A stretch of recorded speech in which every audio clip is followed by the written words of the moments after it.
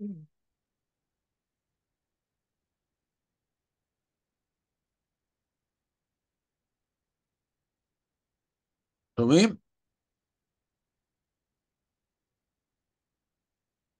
כן, שומעים? בסדר. עכשיו שומעים אותך מצוין. אוקיי. עכשיו שומעים אותך מצוין. אז ערב טוב, ערב טוב לכולם. שמי הרב סיון מלכין מס, מתמורה יהדות חילונית, ואנחנו שמחים היום לארח את דוקטור גלעד מאירי, שיחד איתו בעצם ויחד עם מקום לשירה תבינו סדרה של 3 מפגשים שעוסקת בשירה ומלחמה. והיום גלעד הוא זה שינחה את המפגש, ואנחנו מחכים מאוד להקשיב לך. הייתה לי זכות אתמול בכאן 11 לשמוע אותך מספר על המפגש ועושה למעשה פרומו להיום בערב. אז כל מי שנמצא כאן בהחלט מסוקרן ושמח על ההזדמנות לפגוש אותך. ומעכשיו אני מעבירה לך את המסך, ואתה תיתן הוראות לחזי מתי להעביר את השקופיות. אז ערב טוב, גלעד. ערב טוב, אני מתנצל, איכשהו אני כנראה התבלבלתי, סליחה, אבל אם אפשר יהיה להאריך את המפגש עוד קצת, אז בסדר, או שנצטרך לסיים בזמן, תגידו לי אתם. אהלן חזי. אז ככה, הנושא של המפגש שלנו הוא בעיקרו שירה מיליטריסטית עברית עכשווית, מנאמר 48 ועד ימינו, וזו כמובן שירה שהיא חלק ממסורת מאוד ארוכה של שירת מלחמה, תמיד הייתה שירת מלחמה, ואם נתמקד נאמר באפוסים ובאודות, או אפוס שיר מלחמה, והאודה זה שיר הלל, נאמר מהאפוסים והאודות שלנו, ואנחנו ממש לפני פסח, אז כמובן שירת הים, ששם הייתי אומר, האופציה המלחמתית הכי טובה שיכולה להיות, אתה לא עושה כלום, אדוני הוא איש מלחמה, כמו שכתוב, הוא עושה לנו את העבודה, כמו שהשיטפונות עכשיו שטפו את איראן, ואולי עושים לנו את העבודה, אבל האמת שלרובנו זה הרגיש כך, אני חושב, בין שבת לראשון, שהיו שם כל מיני אנשים עלומים שעשו את המלאכה עבורנו, ואנחנו ישבנו די מוגנים בבתים. אז נדמה לי שעברנו את החוויה הזאת של שירת הים, הפעם זה היה אבל בשמיים ולא בים. יש לי איזושהי תיאוריה לגבי שירת המלחמה העכשווית, שהיא מחולקת כמו כל דבר בצה"ל ל3 חלקים. החלק הראשון, 48 עד 82, למעשה 83, מ-83 ועד 7 באוקטובר, מה-7 באוקטובר, מי יודע עד לאן. ואני אומר על זה כמה דברים. נדמה לי שהחלק הראשון, רוב השירים החשובים והמשמעותיים הם שירים של תמיכה, גיבוי, כמובן אבל ושכול וחיבוק, הייתי אומר, אין מה לעשות, אבל האידאה האולטימטיבית של התקופה זה שיר הרעות, שגורי בעצמו כינס אותו כשיר זמר, מה שנקרא פזמון, שיר מושר. זה לא מופיע בספר שירה רגיל. אני חושב שזהו אתוס אדיר, והעניין הזה שבאהבת לרעך כמוך, זה בעצם להיות חבר. הרעות זה הרבה מעבר לרעות בשדה הקרב, זה, הייתי אומר, זאת אומרת, אם אתה לא חבר של נאמר אמא או אבא, או אתה לא חבר של אח שלך, אז אין שם אהבה. העוצמה הזאת של הרעות, היא בעיניי מסמלת את החלק הראשון בוא נאמר, בוודאי את הפתיחה של שירי המלחמה העבריים הישראלים, ואחר כך כל מלחמה מייצרת, עד נאמר מלחמת לבנון, מייצרת את השירים שלה. יש מעט שירים על מבצע קדש, אני כתבתי אחד ובסוף אני אקרא אותו. מלחמת 67, שירי הלל, אבל גם, למשל, שירו של אבנר טריינין, שאני לא אקרא אותו, שמתאר את הפליטים הערבים, זאת יש מעט מחאה יחסית. 73, זו תופעה מעניינת בפני עצמה, היות ונקרא שירים, אז אתם תראו אחר כך, אבל אני מדלג ככה ממלחמה למלחמה. לקח זמן עד שאפשר היה לעכל את ההלם, והיה טפטוף של שירים, בעיקר ב-20 שנים האחרונות, 20-30, זאת אומרת, ההלם היה כל כך גדול שלא נכתבו יותר מדי שירים, ואז מגיעה מלחמת לבנון, ואז יש בום. וזה באופן די מדהים בא לידי ביטוי בשתי אנתולוגיות. לראשונה יוצאת אנתולוגיית שירי מלחמה, שירה עברית, שירה ישראלית, וזה מפתיע. זאת אומרת, יש לנו מ-48 ועד 83, אין לנו 35 שנה, אין לנו אנתולוגיה של שירי מלחמה, זה אומר משהו, אני חושב, ויוצאות שתיים. זאת אומרת, זה לא אחת, אלא שתיים, ואחת ערכה יהודית כפרי בספריית פועלים, והשנייה משה רון וחנן חבר. שתיהן יוצאות ב-83, ומאז מתחיל גל שירי המחאה בשירה העברית, שהולך ותופס תאוצה, ככל שמגיעים לזמננו. ב-2005 טל ניצן, שתרצה פה על שירת נשים ב-30 במאי, מוציאה בעת ברזל, שזו האנתולוגיה של שירת מחאה עברית, וסביב עופרת יצוקה יצאו עוד איזה שתי אנתולוגיות של שירת מחאה. רוב השירים שם לא היו מי יודע מה, הם נכתבו מהרגע להרגע, תגובה אופיינית, הייתי אומר, לרשתות חברתיות, וככה זה נראה. ואז אנחנו מגיעים לימינו. ומה שקרה מבחינה ספרותית מה-7 באוקטובר, זה לא נתפס. כמות אדירה של שירים, ואני מדבר על שירים שכותבים גם משוררים מבוססים, וגם, נאמר, משוררים בראשית דרכם, וגם חובבים. אני אגיד משהו לגבי חובבים, כי זה כן משמעותי. אני חושב שהספרות העברית לא נחשפה מאז ומעולם לכמות כזו גדולה של שירת חובבים, הודות לפייסבוק ולרשתות חברתיות. יש לנו חובבים בספורט, יש לנו חובבים בתיאטרון, יש לנו חובבים בקולנוע, יש לנו טלוויזיה קהילתית, אבל כשזה מגיע לשירה וזה מגיע לספרות, המונח הזה לא קיים בכלל. זאת אומרת, או שאתה משורר, ואם לא אתה נעלב.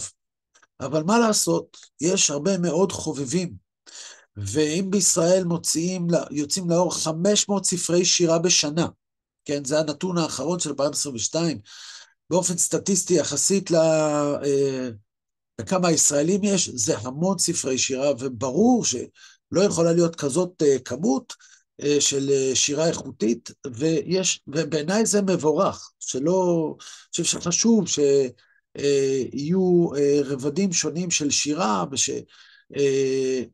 תהיה איזושהי מוביליות ספרותית בין חובבי לסמי מקצוען, בדיוק כמו בספורט אגב, וזה רק מפרה, זה רק עוזר.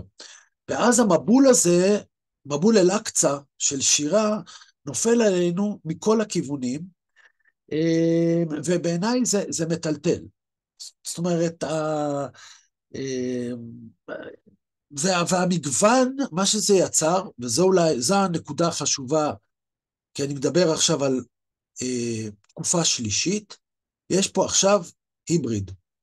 יש פה גם שירת תמיכה ושירת הלל, למשל, כמו שנראה בשירי האנתולוגיות הקטנות שמציעים משיב הרוח בהנני, בשיתוף עם חיל חינוך, לא פחות ולא יותר, לעשות מין סינתזה כזאת, זה בעצם אומר, טוב, בואו תביאו עליי את הצנזור ויגיד לי מה מותר ומה אסור.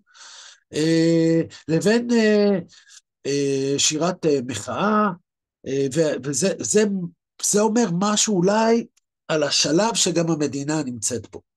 זאת אומרת, יש מין תיאוריה כזאת שאחרי 75 שנה, מדינה בדרך כלל עוברת איזושהי טראומה, מלחמת אזרחים, או מלחמה גדולה, או משהו כזה, ונדמה לי שכשמדברים על ה-7 באוקטובר כמין מלחמת שחרור שנייה, אפשר לראות את זה במפגש הזה בין שני סוגים של שירות, היות ואני מבין את זה בריל טיים עכשיו, כן, תוך כדי שזה קורה, אין לי פרספקטיבה על מה שאני אומר, אבל בואו ננסה לצאת למסע הזה, שהוא מעין שרשרת חיול, כן, שנתחיל עם שירי גיוס, נעבור לשירי מלחמה, זאת אומרת, עדות מן הקרב, פטריוטיות וכולי וכולי, אז חזי, אם אפשר, נעלה את השיר הראשון,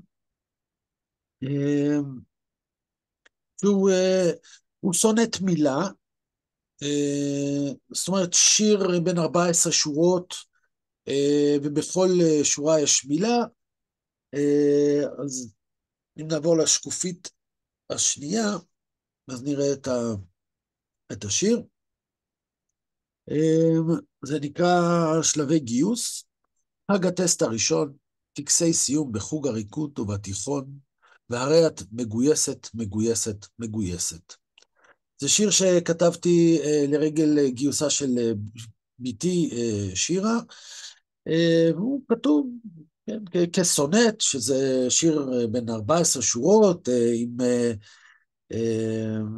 הייתי אומר, רזומה מאוד, מאוד מרשים בספרות העולם, והטקסים שאנחנו כל כך מכירים, מגיע הרגע הזה שישראלי מגיע לי"ב, ואז יש איזו צמרמורת שאוחזת כמורה, אני הסתכלתי על התלמידים האלה, אמרתי עוד רגע הם מתגייסים, מי יודע לאן הם ילכו, מה יקרה איתם, והסיומים בחוגים, ואז כמובן יש את טקס החופה והקידושין אל הצבא, והרי את מקודשת, מגויסת, מקודשת, זה כמובן פרודיה על, הייתי אומר, ברית הדמים, שבין האזרח הישראלי לבין הצבא. נעבור לשיר הבא, אנחנו אומרים, וזה באמת, אין הרבה שירי גיוס, כן? זה לא שעכשיו, כאילו, זה מאוד מפתיע, העניין הזה שהשלב הזה הוא שלב שכנראה קשה להתמודד איתו. ערן ברגיל הוא סופר ומשורר, פחות או יותר בן גילי, זאת אומרת, בן 60 נאמר, אני 59, והוא טייס קרב. יש, למיטב ידיעתי, יש שניים, ראואל שואלי, שהוא משורר, וערן ברגיל, אני לא מכיר עוד טייסי קרב שהם משוררים, וזה מעניין, כי הוא משורר מצוין וסופר מצוין. זכורה לי תקיפה אחת שבדרך אל המטרה. פתחנו מבערים כדי לחצות את קו הרכס. היה קיץ ולח, מוקדם מאוד בבוקר, כמעט חושך. ואנשים בתחתונים וגופיות יצאו מתוך בקתות החומר ולרגע קט, מהיר מירייה. ראיתי אותם שם, עם הראשים למעלה. הרחק מהם 52 מייל מזרחה, שכבה המטרה בשקט. ואני זוכר אותה, עולה ומתבהרת, לאור הבוקר הנפתח. ועת איך שהתפוצצה, לעולם לא אשכח.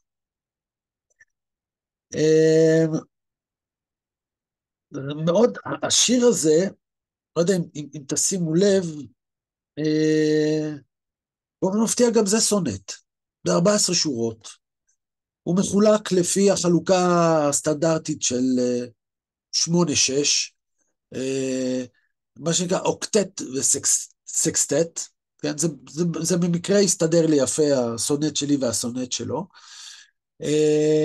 והוא מתאר באופן ריאליסטי לחלוטין את תקיפה של המטרה. אין ספק שהוא אומר, ואיך שהתפוצצה לעולם לא אשכח, הוא אומר בשקט משהו על סוג של אולי הלם, אולי טראומה, אולי משהו כזה שמלווה אותו, כן? מה זאת אומרת לעולם לא ישכח? אנחנו נעסוק קצת בשירי הלם קרב בהמשך. יש הרבה יותר בשנים האחרונות, ואולי זה גם קשור לזה שהשירים על מלחמת יום כיפור הגיעו בשלב יותר מאוחר, כי היה הלם תרבותי. אה, נמשיך לשיר הבא,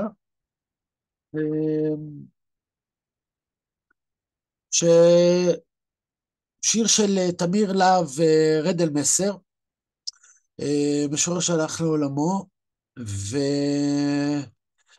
ואני אקרא אותו.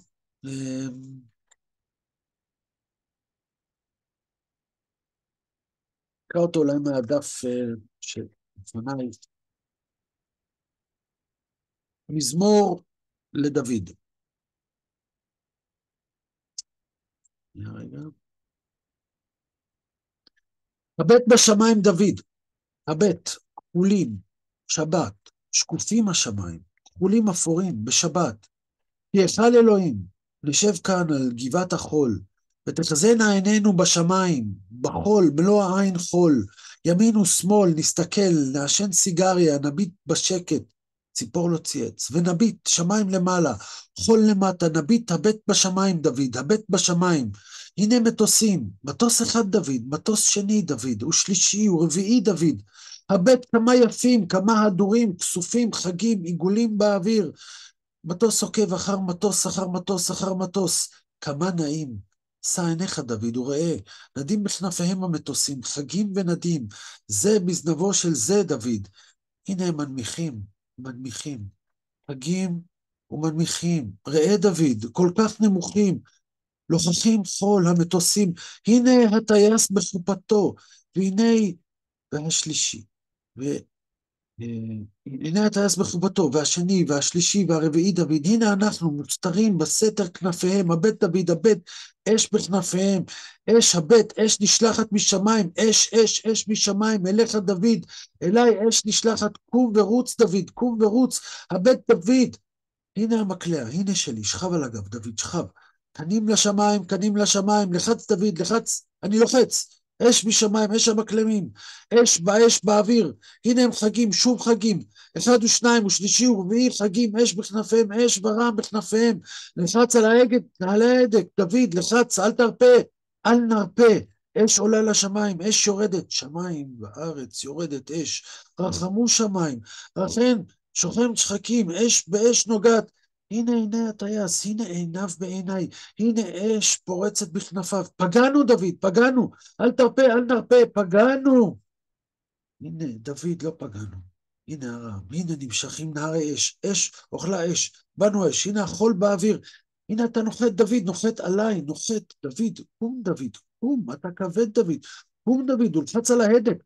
קום ונצא מהחול, מהעשן, מהאש, דוד, קום איש חמודות, תללי אורות ראשך נמלא, קבוצותיך רסיסי לילה, גופך נקבים נקבים, חלולים חלולים, גופך כבד עליי, קום אמרתי, תכף ומיד, קום, אנא דוד, הוא אנא, התעורר נא, עמוד נא, התייצב נא, קום נא, דוד, קום, תכף ומיד, תקשיב לשקט, נתבונן בשמיים, שקופים בשמיים, כחולים אפורים, אש בשבת, כי היכל אלוהים, נקשיב לשקט דוד, כל כך שקט, חם, אוקטובר, חם, דם, חם, דם חם, אצבעותיי בנקביך, בחלליך אצבעותיי, חמות חמות אצבעותיי בנקביך, שלא ישטוף דמך, שלא יציף, שלא ימום מאיך מעלינו, שלא תאזל דוד, שלא תחדל, אבינו מלכנו, עשה למען באש, למען באש שרפה, הרג וחנק, עשה למען ישני עפר, עשה תכף ומיד, עשה אמרתי, עשה עמנו למען שמך, למען יאריכון ימיך, עשה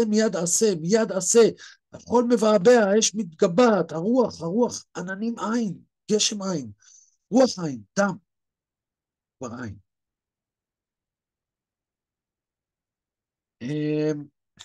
אני חושב שהשיר הזה הוא שיר מופת, בדברי ימי השירה העברית, ויש לו יש לו הרבה מאוד רבדים לשיר הזה. אתם בוודאי שמתם לב לדיאלוג האינטנסיבי שיש לו עם המקורות. קודם כל,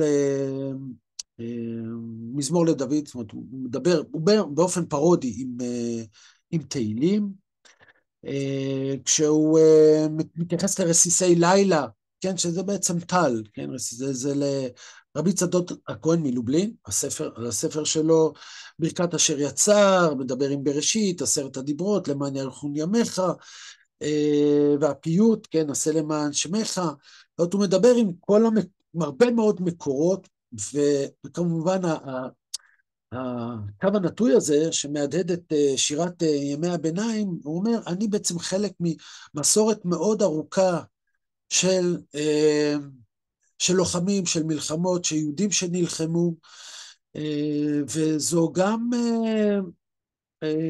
זה גם ביטוי של כעס כלפי שמיים.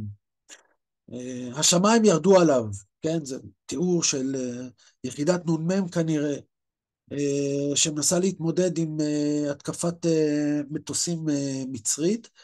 ראיתי שהייתה פה שאלה מתי השיר נכתב, לדעתי כמה עשרות שנים אחרי, תמיר היה הלום קרב, ולקח לו הרבה זמן לכתוב את זה. למעשה, זה סוג של תפילה, כן, באיזשהו אופן, תפילת מחאה, והשיר הזה מטלטל באינטימיות שלו, במפגש העלם חמודות. צריך לומר שתמיר היה משורר הומוסקסואל וגם כתב על זה, ויש כאן גם את הרעות, אבל מי יודע, אולי גם סוג של אהבה מסתרת שהייתה בין הדובר, שהוא לא שונה מן המחבר,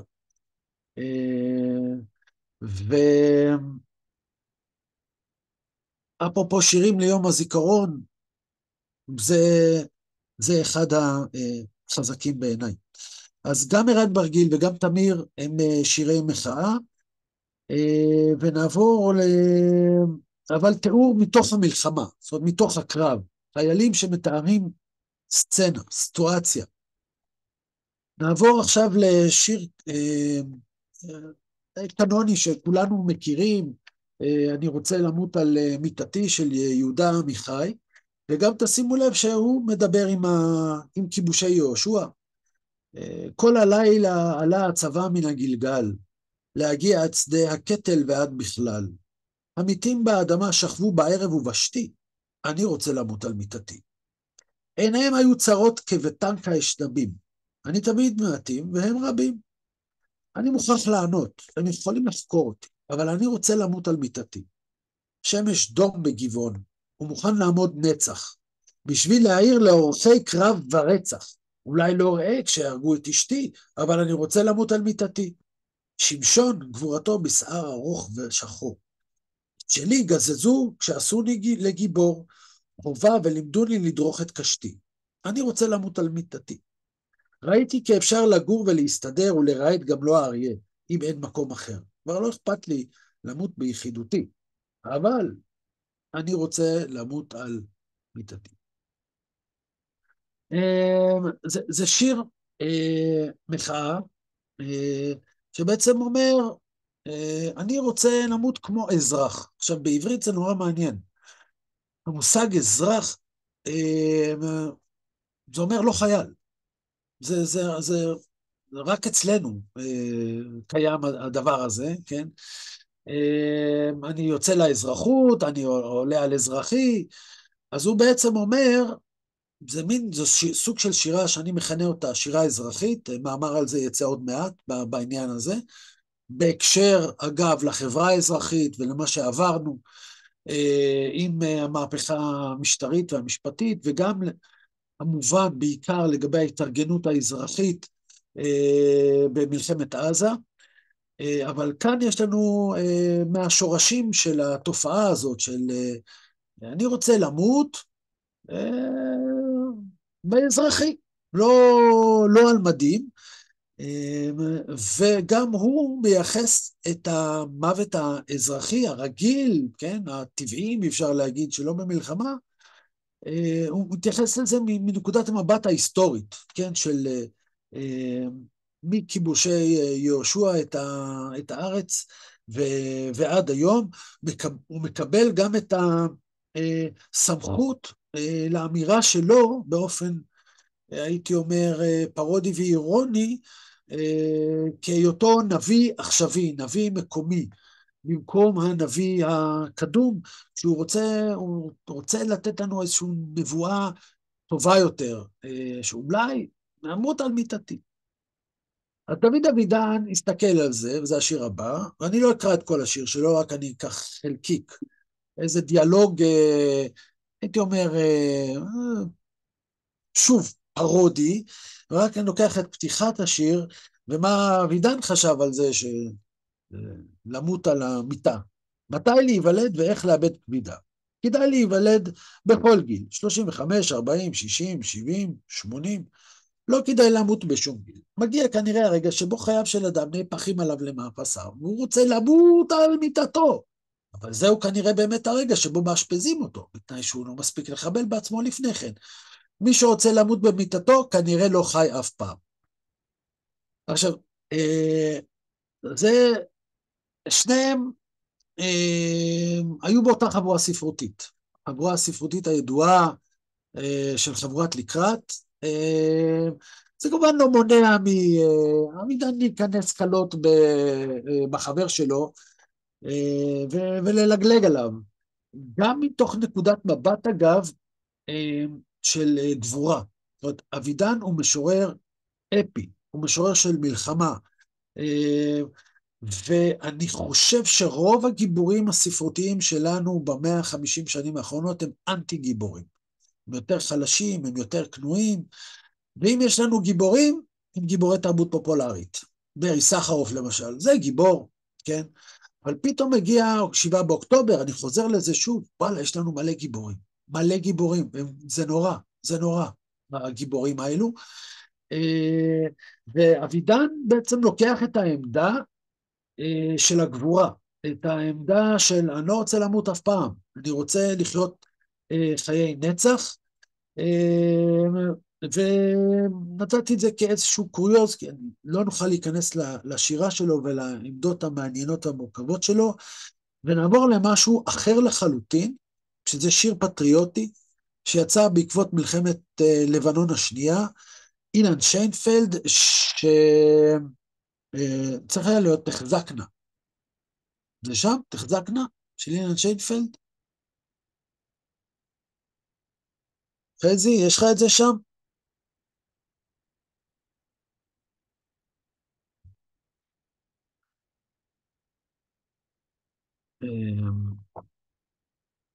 בוא'נה, יכול להיות שזה לא שם?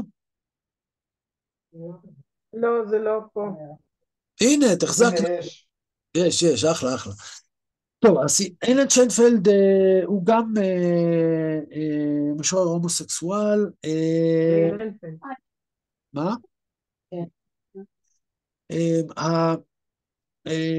זו פואמה שכשהיא יצאה עוררה הדים רבים, כי הוא בא מן השמאל והוא כותב שיר פטריוטי שמחזק את ידי הלוחמים במלחמת לבנון השנייה, והוא מדבר במשלב שלו עם השיר מזמור לדוד של תמיר להב רדלמסר, וזו פואמה אפית, בעלת עוצמה אדירה.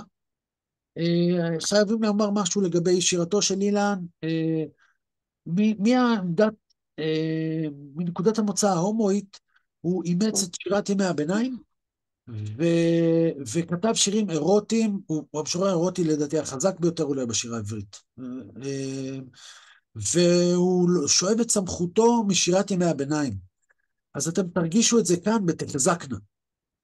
תחזקנה ידי כל בנינו המכוננים את חיינו באשר הם שם, במטוסים, בסוללות הירי, בעמדות הפיקוד, בתצפיות, והיא שם בוערת בחוצות עזה ובהרי לבנון, ברצועה ובביירות, עד תשם. בל תיפול רוחכם, ובל ישמט בכם לבכם. המשיכו להרעיש שם, ולא יהיה בכם מוגלב, ולא יקום בכם סרבן, ולא ירר בכם אשם. תחזקנה ידי כל בנינו המכוננים את חיינו באשר הם שם. הן סופרים אנו את חובכם, וחבים אנו לכם את נטפי הדמעות וזיעת האף. את לכתכם מעמנו ומעם חיק אוריכם אל צורים ונקרות, להטיל את חייכם בכף, את זחילתכם באפר, את לקיחתכם ארץ דמים, את נשככם החף, בחפשיכם מאורות אויב, מצבורי טילים ומשגרי טילים בנוף אשר נאף, עם קנאי דת ועם רעבם של שליטים, אשר ארצו גברים, נשים וטף להיות מסווה למשנאינו, והם באנו תחתיהם מחנות, אגף אחר אגף. הם סופרים אנו את חובכם, וחבים אנו לכם את נטפי הדמעות ואת זיעת האף. אם לא את הטפחות, את המסד החריבו. רב לכם, אחי, עמלכם לא לשווא. עלו על לבנון וגם על עזה במחרשות ומלח, החריבון עד אין תושב. הפכו אותן מדבר צחיח, איים של חורבות, עמק החרור לא מיושב. כי קמנו לשלום, ובו רצינו, ואת בתינו הוחרבנו קודם, והיו למתת לא נחשב בעיני המרצחים האלו, עטורי זקן וסרט ג'יהאד הקוראים טבח עכשיו, ואין בהם לא אהבה ולא שלום, ואין להם לא אל, לא אב. אם לא את הטפחות, את המסד החריב, רב לכם אחי, עמלכם לא לשווא. עם קו לקו אנא, קו לקו קוממנו את שממת עמנו ובנינו בניין עד. קו תח ותת, קו קישינב, קו ללבדולח, קו אושוויץ, כולם קו אחד. כוחנו הוא בזיכרוננו, בידיעת השתלשלות חום יהדם, לא לשווא נוסד לנו כאן בית, ואתה לא נוותר עליו, גם אם יעלה במחיר דמים. אם חשד עולה בכם אחי, תודדו את קניכם ויראו, שלא נלך אנחנו לפי חרב, ואם רצד בכם אור התבונה העליונה של כל אדם, קבעו. זה זמנם של הניצוד או של הצד. עם קו לקו אנחנו. קו לקו קוממנו את שממת עמנו ובנינו בניין עד. אל תאמרו קטונו, התבוננו בפני רעיכם ההולכים לקרב. יחזו בידיהם ולכו עמם אל תוך הלילה שערב. אל תחרדו, הן כל איש ואיש את מותו על פניו גרב. הכאב עליכם מיירא כל לב, בני עם נחרב. בל יהיה זה דמכם, יהיה זה דמם ועזב. אך אם יסוף בכם איש, הוא לא ייפול לשווא. אל תאמרו קטונו, יחזו איש ביד רעהו ההולכים לקרב. מי בז ליום דמים, בוזו יבזהו.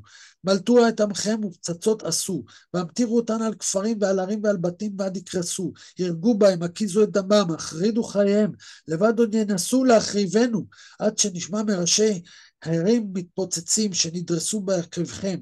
קולות תחינה ונהי, ועליהם בורותיהם יחסו. מי בז ליום דמים, בוזו יבזהו. מלטו את עמכם ומלחמה עשו. אורי צבי גרינברג בעוצמה, בלהט, וזה נראה שכאילו שום דבר לא השתנה. כשהוא מדבר, בסך הכל מה היה לפני 16-17 שנה, וכאילו אנחנו באותה נקודה. והשיר הזה מרגיש, לפחות לי, מאוד אקטואלי. יכול להיות שיגידו שהוא מקומם, כן? שיר שבעצם קורא להשמיד את האויב, אבל הוא אומר שם, אנחנו פנינו לשלום, ואותנו תקפו. ויש משהו בעמדה הזאת שהוא גם אמיתי. אפשר לחלוק ולהגיד לא או כן או זה, אבל יש שם איזושהי אמת שמאתגרת אותנו במציאות המזרח תיכונית. בוא נתקדם לשיר הבא, מעניין מה יש שם, אני כבר לא יודע מה הרצף.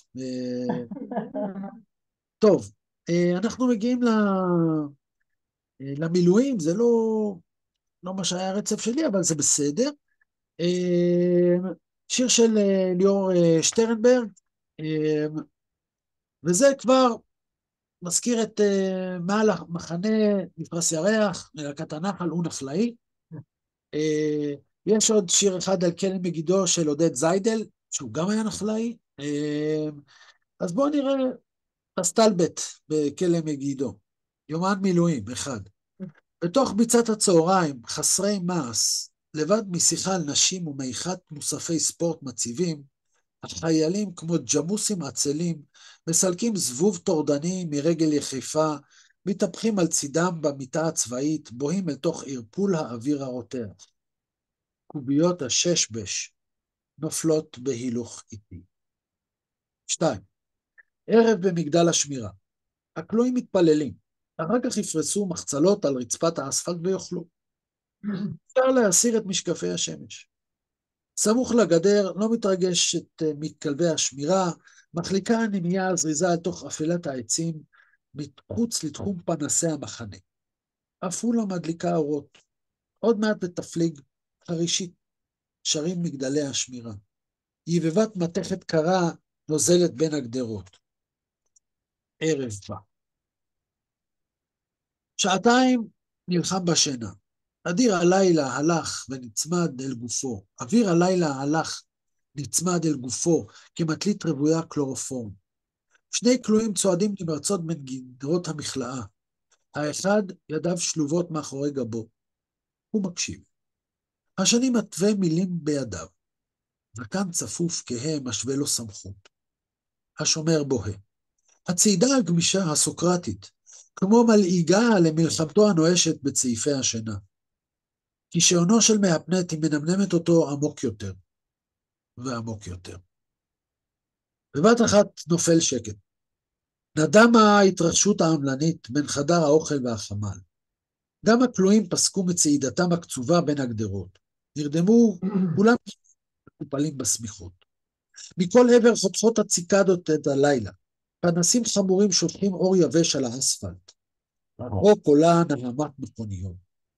החורשה הסמוכה שקטה וסודית. בראשים עושים חומה ולילה בתוכה. מעליהם שמיים שטופים בטורקיז. הגלימה הקרה העוטפת אותנו עכשיו תמיד, כלואים ושומרים, ישנים וערים.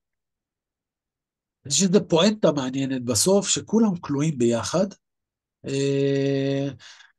גם הכלואים וגם השומרים. יש משהו בהוואי הזה שהוא לא מלחמה, כן? זה לא מזמור לדוד וזה לא תחזקנה. ואני חושב שרוב השירות הצבאי זה. אתה לא עושה כלום, אתה מחכה.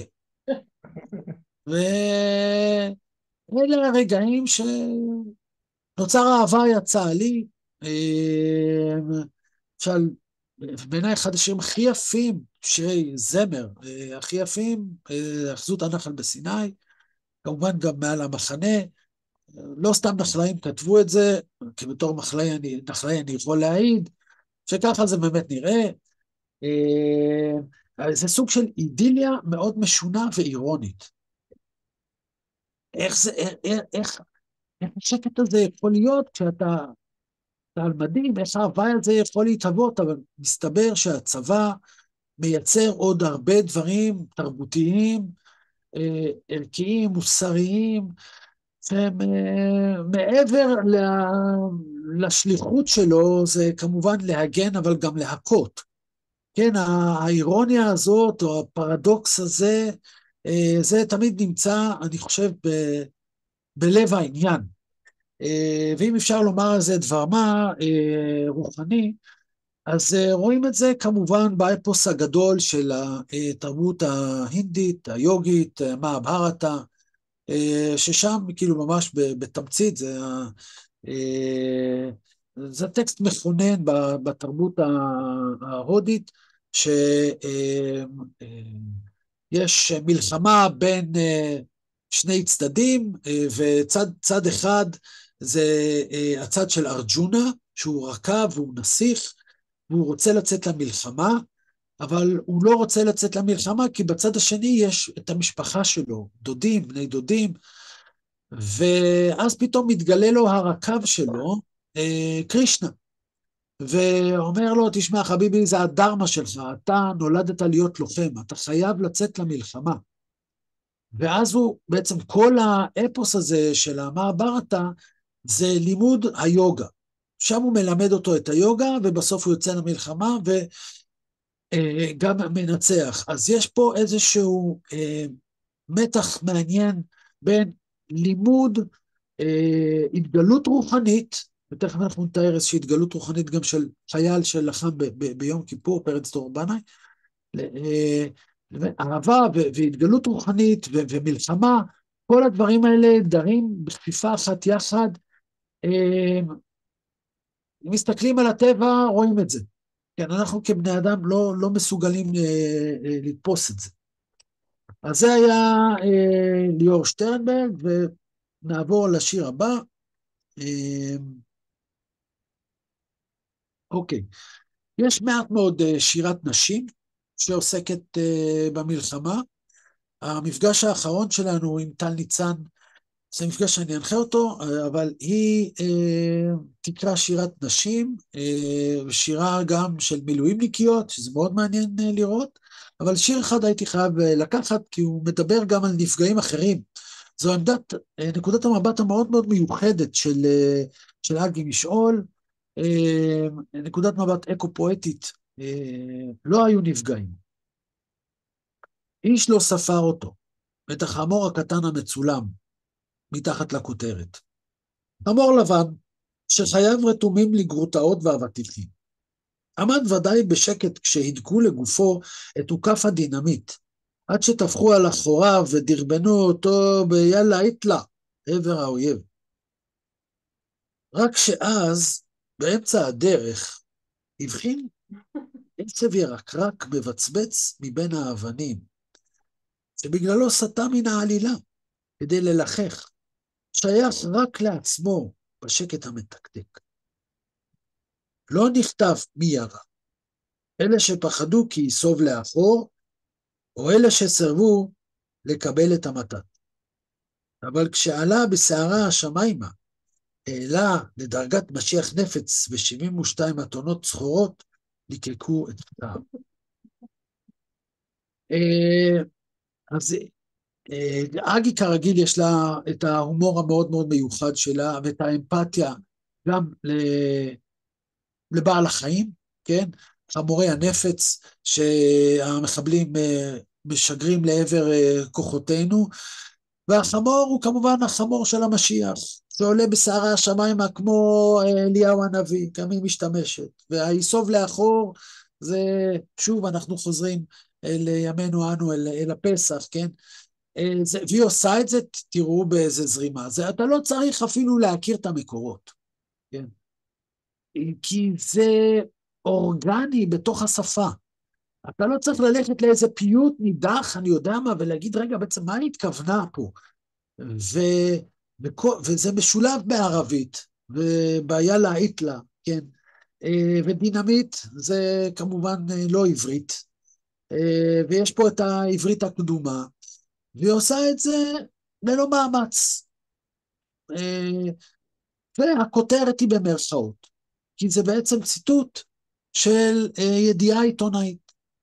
אז זה שיר מלחמה מאוד מיוחד, מאוד אחר, ואולי זה לא סתם שאישה כתבה אותו עם האמפתיה הזאת הספציפית לשקוף שהוא אותו חמור. כן? נלך לשיר הבא, תת כרמי. תת כרמי, משורר ירושלמי, מעולה, משובח, הלך לעולמו לפני 30 שנה. הוא מתאר, השיר הזה, לוויה צבאית, אנחנו מגיעים פה באמת לשירי האבל ואחר כך הזיכרון. יוסף האפרתי, שהיה דוקטור לספרות עברית באוניברסיטה העברית, נהרג בהפגזה, אני חושב כבר אחרי כיפור, הורידו לו קריירה מפוארת באקדמיה, והוא למעשה, אם אני מבין נכון, הוא מתאר את הלוויה שלו, וכמובן יש כבר בכותרת, לוויה צבאית כחום היום. כחום היום זה מחזיר אותנו לסיפור המלאכים שבאים לבקר את אברהם ושרה. בעצם זה רגע של נס.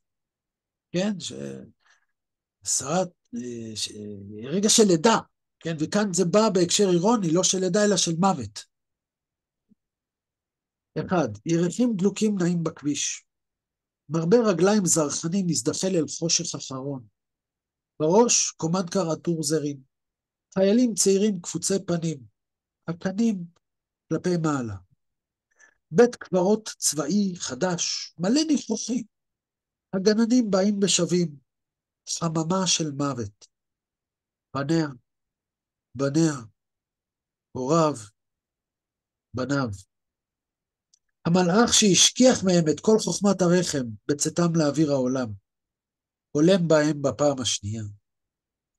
הכל נמחק, נשכח, נמחק, נשחק. שכחה אחרת משנה את מבנה עצמותיו של האב, את מסלול הגידים ולא בין העיניים. שכחה אחרת משנה את הרכב דמה של האם, את צבע עורה והשחור שבעיניה. הם יצטרכו להחליף את כל המסמכים. היום הם הופכים לזרים בארץ נוכריה. עולים חדשים בארצות החיים. 3. צא וחשב את גילם, את גילך וגיל בניך. נוע בין טורי המספרים, נוע באדמה התכוחה. כל מצבה מוצב פיקוד. אתה מוקף, מחותר, שבוי, חי בשטח המת. צא. 4. ירחים קבועים נעים מסדרה אל השטח הבנוי. הקומנדקר כבר חזר, כפוף להוראות. מרבה הרגליים מתפקק לחוליותיו. איש לנפשו, איש לביתו, איש למזוזתו, ולתיבת מכתביו. זה שיר נורא הוד, וגם הוא מתכתב בצורה מאוד מעניינת עם המקורות, בגמרא, כי עם אותו מלאך שמכה, כן, שכחה אחרת, איפה זה? המלאך שהשכיח מהם את כל חוכמת הרחם, בצאתם לאוויר העולם, כן, אותו מלאך שמלמד את העובר, את התורה, ורגע לפני הלידה מכה בשפתיו ומשכיח את כל התורה כדי שיתבצע התיקון, יבוא לעולם ויוכל לתקן את נפשו. אז כאן באופן פרודי אומר המלאך שהשכיח מהם את כל חוכמת הרחם בצאתם לאוויר העולם, הולם בהם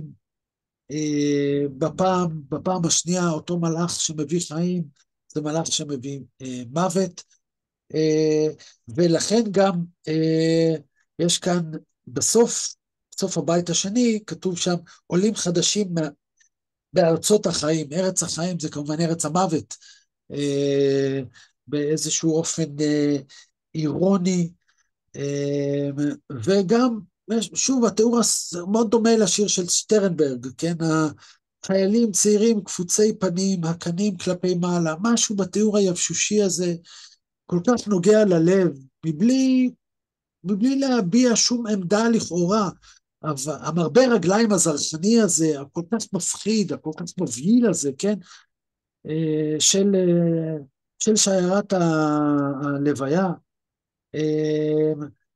השליטה של טד כרמי בשפה היא פשוט נפלאה, הוא כותב חי בשטח המת, כן, יש שטח מת, והוא עושה כאן איזשהו משחק לשון, שטח המת, שזה בעצם בית הקברות, סיטואציה מאוד מאוד מאוד ישראלית, ונדמה לי שזה אולי אחד הדברים הייחודיים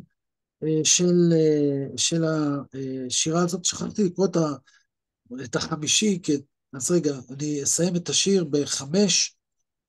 בית הקברות החדש מלא ניחוחים, צעקות שנמעלו בפרחים, דמעות שהשאירו דוק של מלח על המצבות, הבכי תלוי בחלל החלקה, כמו נטיפים במערה חשוכה, ירחים נדלקים לנוע בכביש, הפנים נקפצים, הקנים כלפי מעלה.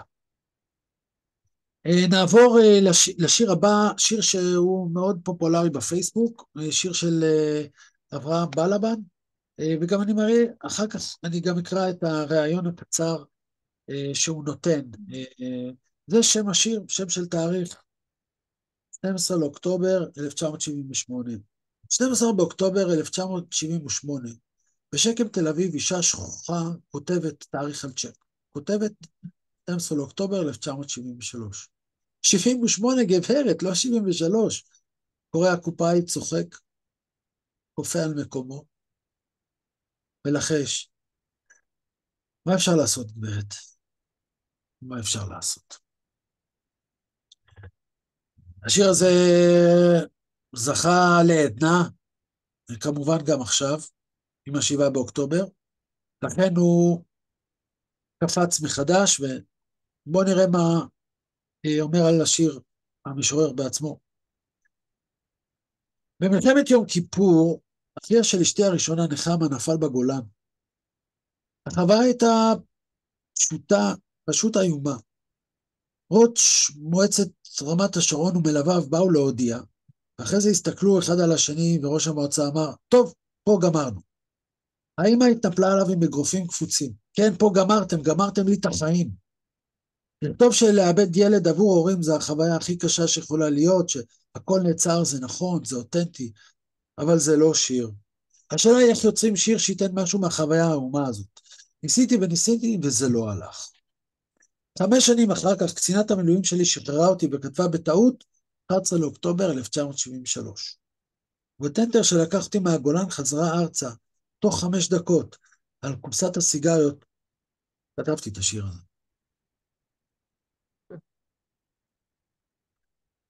נעבור לפרץ דרובנאי,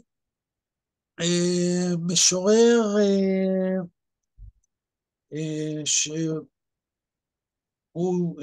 יליד קמישלי, או לפחות הוא מקמישלי, שזה צפון סוריה, שם גם סבא וסבתא שלי עצרו לרגע במנוסתם מנציבים, שזה עוד יותר בצפון שם,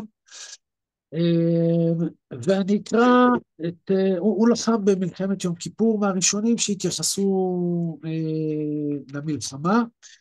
אחרי שאני אקרא את שני השירים, אני גם פה אקרא קטע מראיון שנועה שקרג'י ואני עשינו איתו, ויצא בכתב העת כתובת,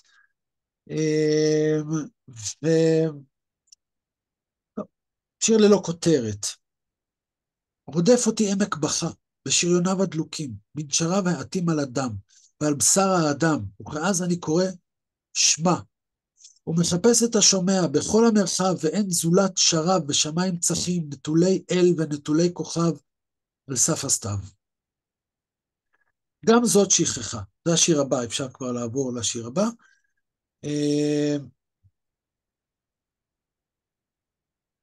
היה רעב והיו הפגזות קשות מכדי שנזכור, אז היה צמא והיינו דרוכים ומתוחים מכדי שנרצה לשתות.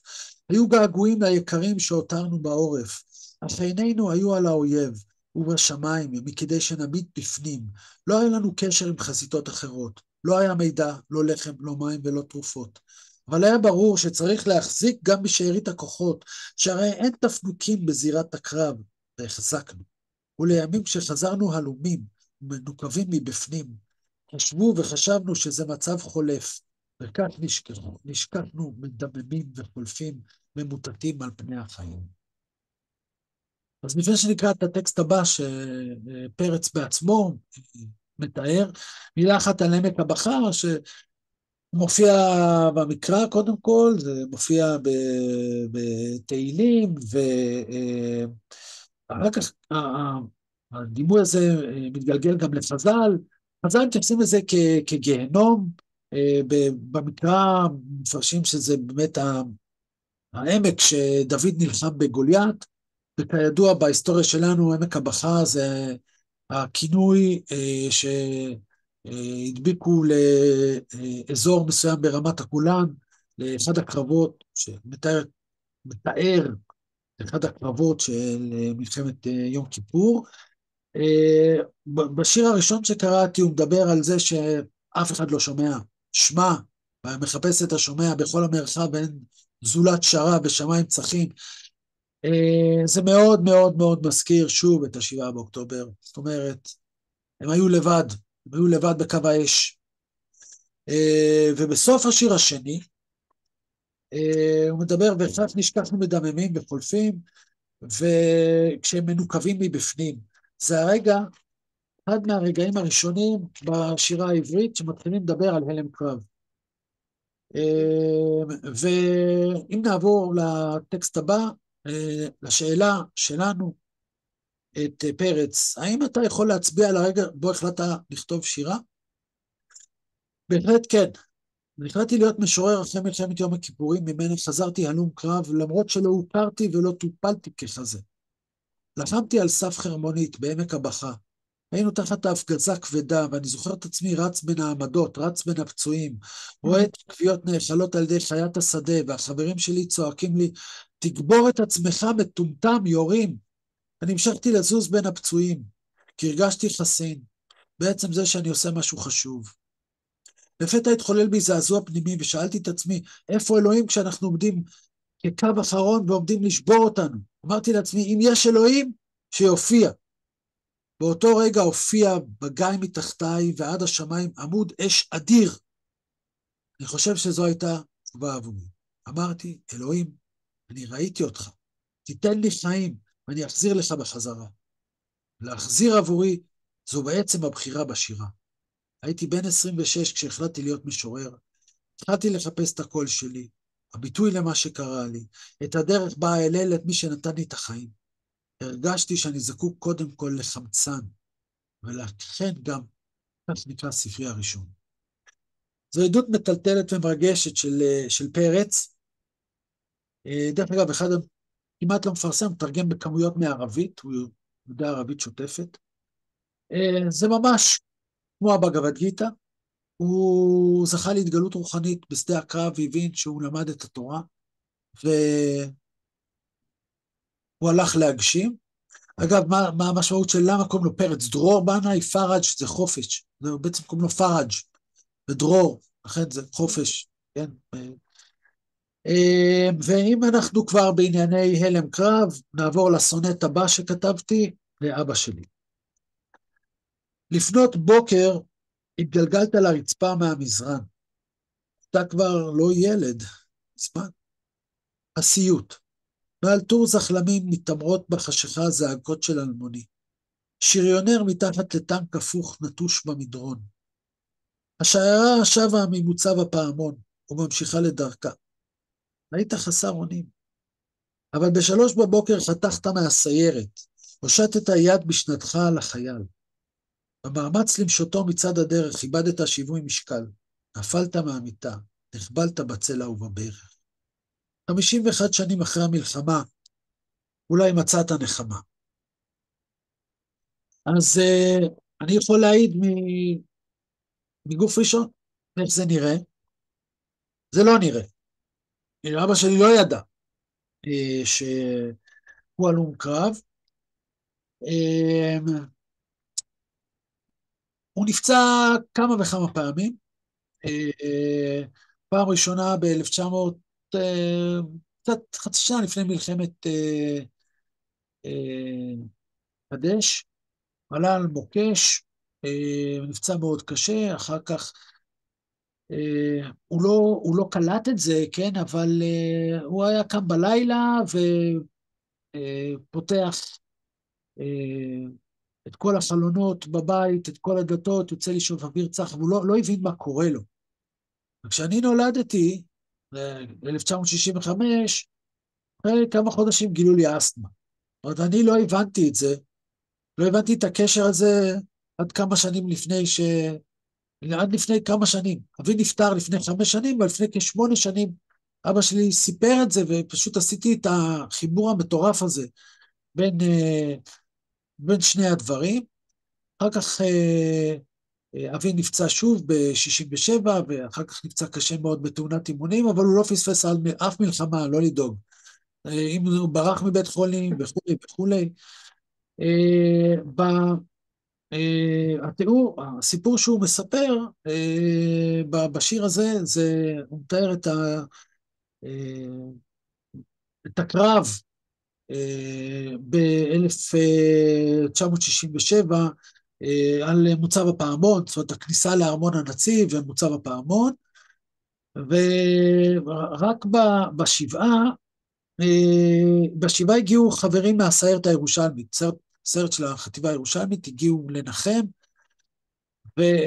והמפקד של הזחל"ם שלו היה מוני בן ארי, לימים יועץ ראש העיר ירושלים, עכשיו יועץ של אולמרט, ושאלתי אותו על הקרב הזה, והוא אמר לי, תשמע, אני זוכר את אבא שלך, אה, בו, ככה, אחרי כיבוש ארמון הנציב, מסתכלים על העיר העתיקה, היא מוארת בפיצוצים, אני רואה את המבט שלו, והמבט שלו חלול.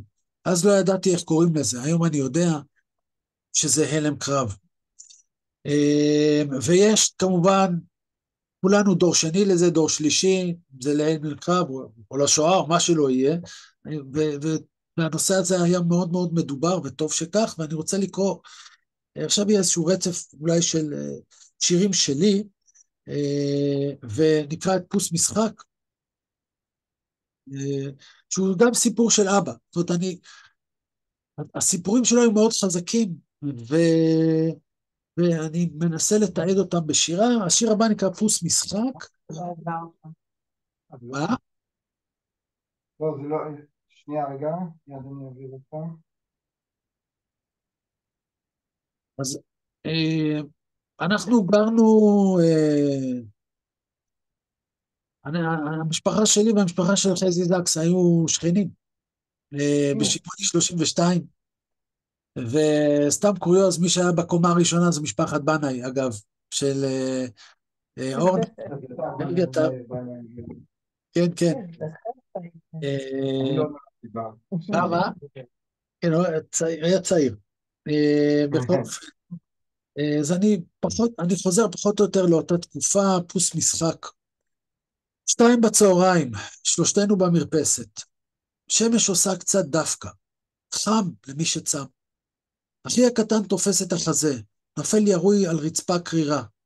אני שולף מכיסי פטנט למת, תרופת הצלה. סירנה, עוברים לפריז. ערן מביט השמיים כאילו מרחח אחר הצפירה, פוסק מלחמה. אבא מצטרף אלינו, אומר כנראה תקלה, חופר שוחה בחלל ריק עם עת חפירה בצורת סימן שאלה. אני מנסה אבל לא מצליח לדמיין איך נראה קלקול צופרים, גם לא מבין איך זה קורה ביום הכיפורים.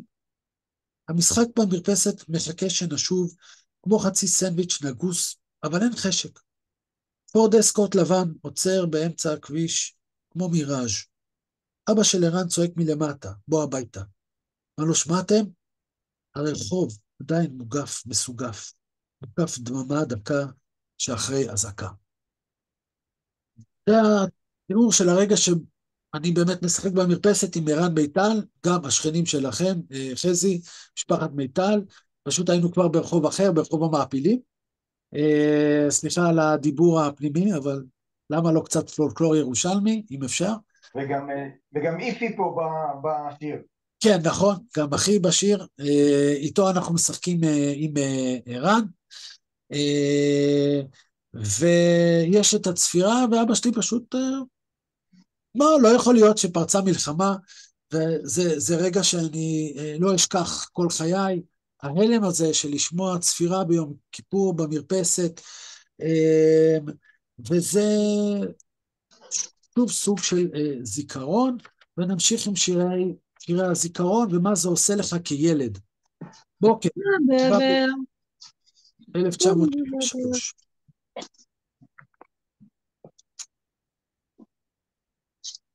היה גם רגע כזה, אתה במדים ועוזי ליד הדלת, אמא מחבקת אותך, בוכה כאילו לא היה שם ילד. אף פעם לא ראיתי אתכם ככה, זה דומה לסרט. אז רגע אחד, שוט אחד, שאני לא אשכח כל חיי, הרגע הזה של 7 באוקטובר, שאבא שלי, אז היו נשקים בבית, כאילו הוא לקח את העוזי, מתוך הארון, על מדים, הוא היה נכה צהל, הוא לא היה צריך בכלל לצאת לקרב, ויוצא לקרב, ואני קופץ 50 שנה אחר כך. אה, יש לי משפחה בניר עוז, משפחת מונדר, וממש בבוקר ה-7 באוקטובר הגיעו לקו הבתים הראשון של ניר עוז, השתלטו על הבית של אברהם ורותי מונדר, החמאסניקים הפכו את המקום לחמ"ל, חטפו את אברהם, רותי, קרן ואוהד, קרן זה הבת, אוהד זה הנכד, רותי, קרן ואוהד חזרו בנגלה הראשונה של החטופים, אברהם עדיין שם, אבל את רועי, את הבן נרצח, והבית נשרף, ולא נשאר ממנו שום דבר, כי הוא לא היה נשוי, לא היה לו ילדים. אמרתי, משהו צריך להשאיר. וכתבתי את השיר הזה, שתכף את ההספד, כך שישאר ממנו משהו. וסיפור מעניין לגבי השיר הזה, ב10 באוקטובר ראיינו אותי ברשת א', נדב אלפרין, וסיפרתי על רועי שנהרג. הדיבור היה על שירה, הספרות והמלחמה, וכשרותי, קרן ואוהד חזרו, אז הם ידעו שרועי נרצח, כי הם שמעו שם בשבי את התוכנית של נדב אלפרין, שזה באמת מהדברים ההזויים של המלחמה הזאת. אז זה שיר שמוקדש לרועי, ואני שמח שהוא תורגם מצרפתית לאנגלית, לאיטלקית, תורגם לאנגלית ב4 שפות, וזו הדרך שלי לנסות להנציח את רועי. בוקר, 7 באוקטובר, לרועי מונדר, זיכרונו לברכה. לא נתנו לך לסיים את הביוגרפיה, חתכו באמצע. אולי לכן אני לא מצליח לסכם אותך הספדית. הזיכרון מפרפר, דג מחוץ למים. גוף, נפש, נשמה רוטטים. מסרבים להתכנס מתחת לאלונקת השיר. אולי גם משום שאתה, 5 ימים אחרי, טרם הונחת לאחר כבוד אחרון בלס הפריחה. יש דיבורים על קבר אחים. דווקא מתאים לך להיאסף אל אחיך. תעשה שמח, עם אחים במלעיל. מלאך שקי בוטנים וארגזי בירה, הממונה על השיחה. עיניך היו על עון במצב פקוח לרווחה של פליאה. מבט טלסקופי מסחבק שמוחק כל בדל מרחק. בינינו קשר דם ליברפולי, בקרבת מסך סמיכה. היית לי עיניים בניר עוז. בית דודנו מאיר בעל הנס קפה, עוגת השמרים, הסיגר והוויסקי, מרתף ציפורי הנחושת והדם. המצלמה שלך שוטטה כמו כלב קיבוצי שקם מרבצו לקדם פני אורח. מניפת קשת במדבר, אקשן יוני בנגב, 2 מילימטר גשם. סרטון עם כיתוב, בוקר ערפילי ביותר. אפשר לשמוע את הטל הכבד יורד וציוץ ציפורים קל ונחמד. מה התעוררתי כל כך מוקדם? 29 בספטמבר 23. נרצחת במיני אושוויץ של חבל הבשור. בביתך, מבצרך אשר אהבת. עם קורט אירוניה יהודית שחורה. עולת איש שמח בשמחת תורה. ככתוב בפוסט האחרון שלך. זה ביזיון סוכות שלנו. רחמים לא ידע. אתה נראה מופתע שנכתב עליך שיר.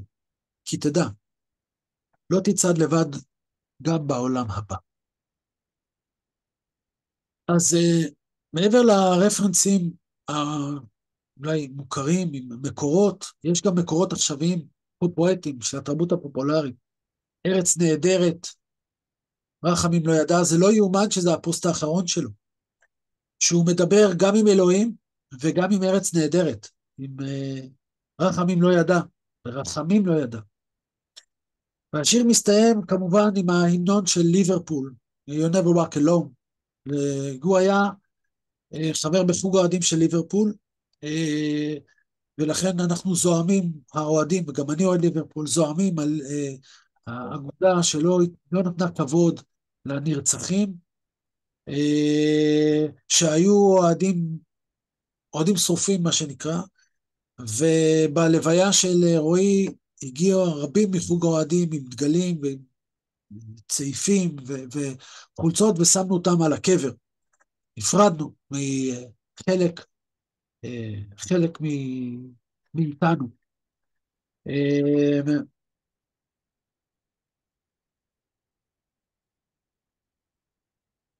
השיר הבא, הוא ככה, סיוון, תגידי לי ככה, איפה את רוצה לעבור רגע לשאלות, לקראת, לקרוא עוד שיר שניים, לסיים, תגידי לי איך את מרגישה את המצב.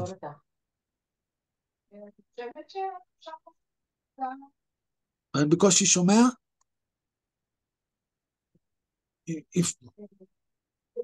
אפשר לעשות הפסקה עכשיו, לפתוח לכמה שאלות ולהשאיר לך זמן לשיר או שניים בסוף. בסדר, לסיכום. בסדר, 100%. אז אתם מוזמנים להתייחס, להעיר, לשאול, לתהות, לגבי שיר מסוים, לגבי עמדות מסוימות.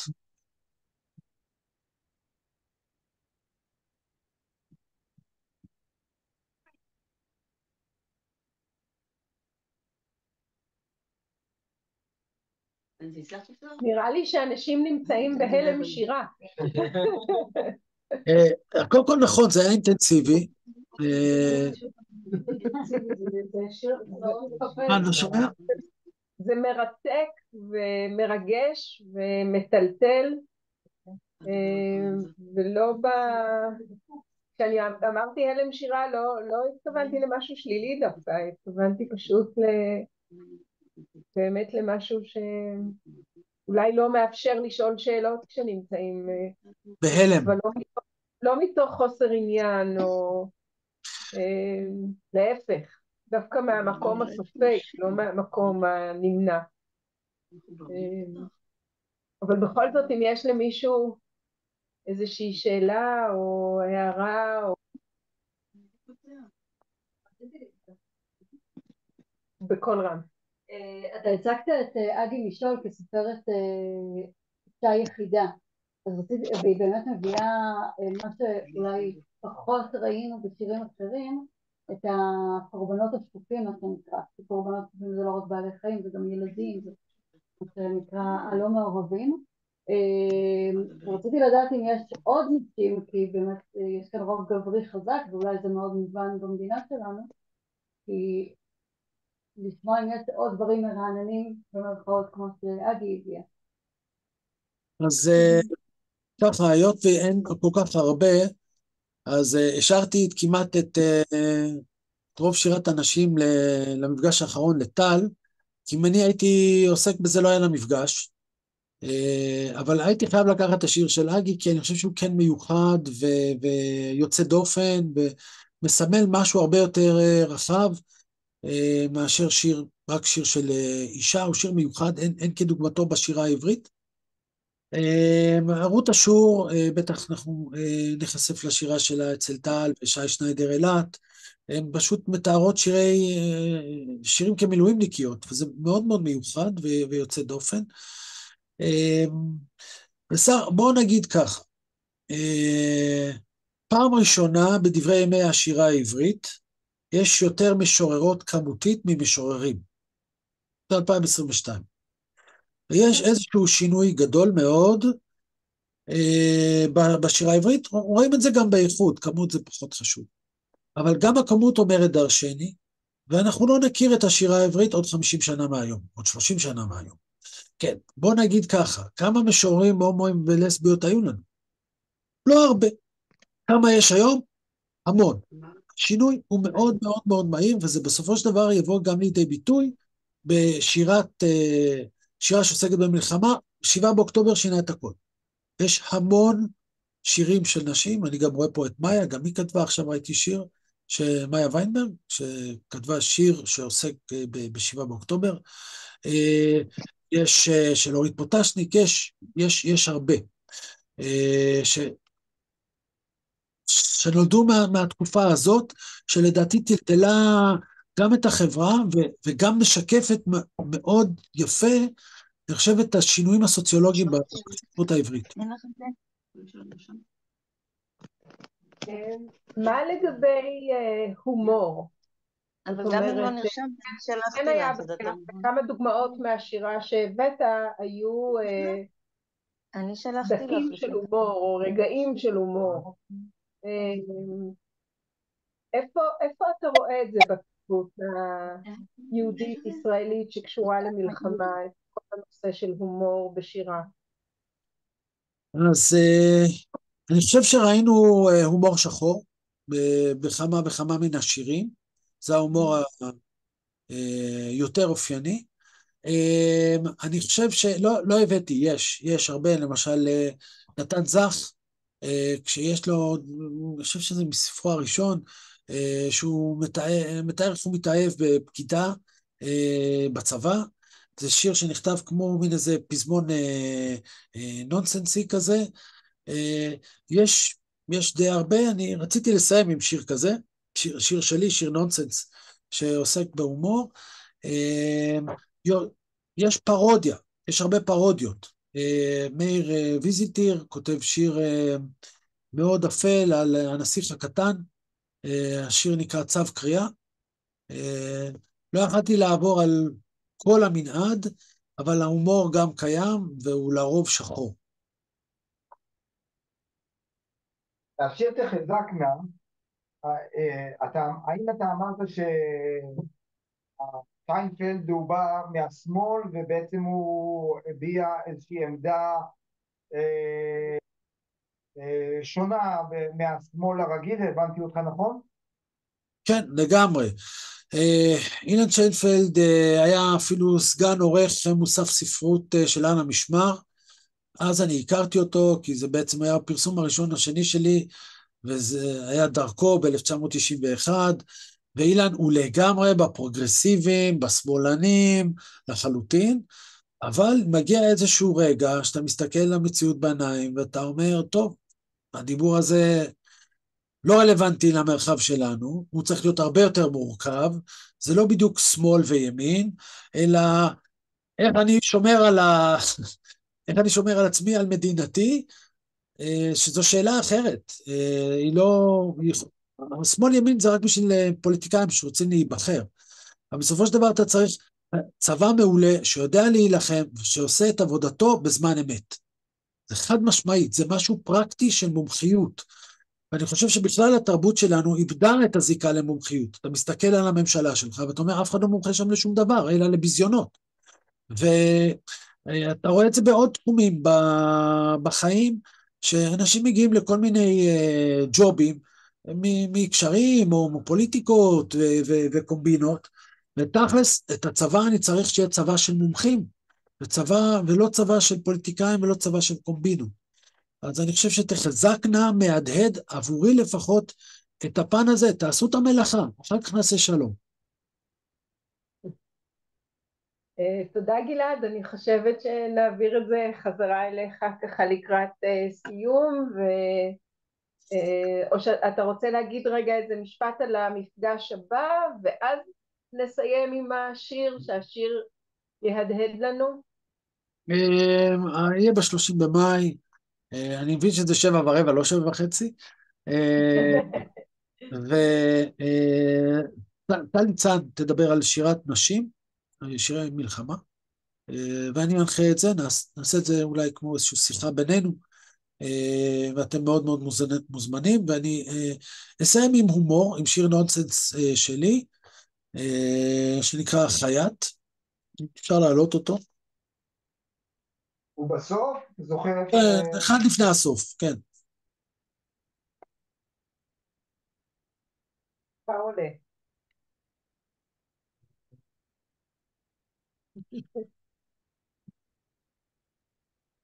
בינתיים אני אומר שלום ליחזקאל, כל מיני, ומשה דביר, כל מיני חברים.